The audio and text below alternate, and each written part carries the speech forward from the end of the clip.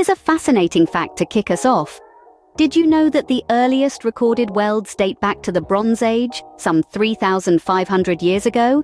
Yes, as early as 1500 BC, artisans in the Eastern Mediterranean were already using primitive welding techniques to create gold boxes. It's a testament to how this craft has been a fundamental part of our civilization's development. So, how did we get from the Bronze Age to the high-tech world of modern welding? Let's embark on a journey through time to explore the history and evolution of welding techniques. The story starts in the Middle Ages. Blacksmiths were the first welders as we know them. They utilized the process of forge welding, where metal is heated until it's at a molten stage, then hammered together. This technique was used for centuries, creating everything from horseshoes to weapons. Fast forward to the 19th century, and we see the birth of modern welding. Sir Humphrey Davy invented arc welding in 1800, using a battery to create an electric arc between an electrode and the base material. This was a revolutionary technique, but it was not commercially practical due to the lack of a reliable source of electrical power.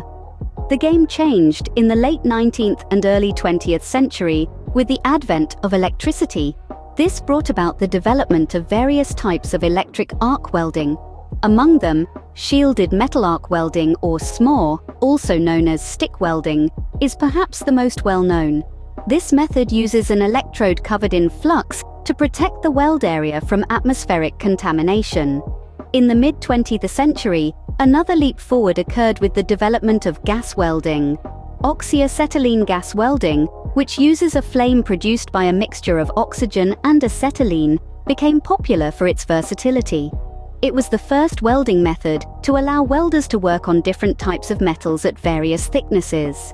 Fast forward to today, and we find a world of welding techniques that would be unrecognizable to our Bronze Age ancestors.